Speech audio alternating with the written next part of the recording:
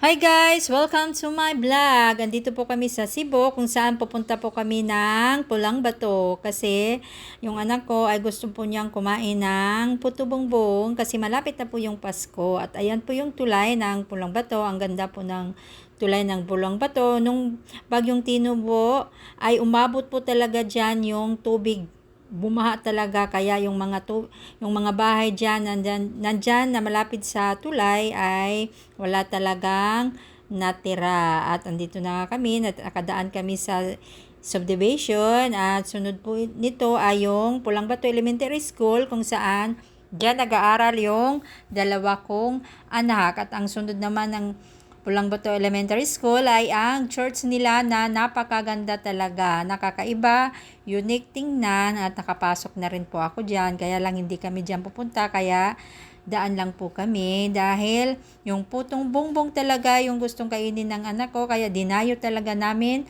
kasi andito daw sa labas ng gym ng Pulang Bato nagtitinda sila kaya dahil ginusto at gusto talaga naming maabot ito kaya walang imposible talaga kahit gabi ay dinayon po talaga namin. Hindi naman po madilim, maliwanag naman po, basta ingat lang po sa pagmamaneho. At ayan na nga, medyo malayo-layo na rin po ang aming nilakbay, hindi rin po madali, pero okay lang, at least nakarating at natuto kami at naabot po talaga namin ito nag-gym ng Pulang Bato kasi hindi pa rin po ako nakarating hanggang sa elementary lang po ako talaga umabot at saka yung church na yon.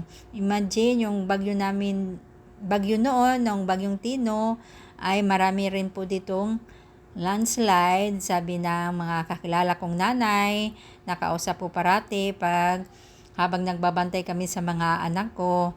Thankful kami kay Lord dahil may ilaw na, may tubig na rin at okay na po, normal na po lahat, hindi man pare-pareho ang pinagdaanan natin, pero thankful pa rin. Wag po nating kalimutan magpasalamat parati sa Panginoon dahil buhay pa rin tayo at mukhang malapit na po kami. Ay, ayan nga, natanaw ko na yung gym at ayan na.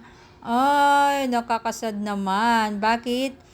Mga motor yung nakita naming nakagarahe. Wala pala ngayon nagtitinda. Sayang naman. At may tinanungan kami kanina, ay yung kanina yung babaeng dinaanan, pag may occasion lang daw, kaya mayroon ditong puto bongbong.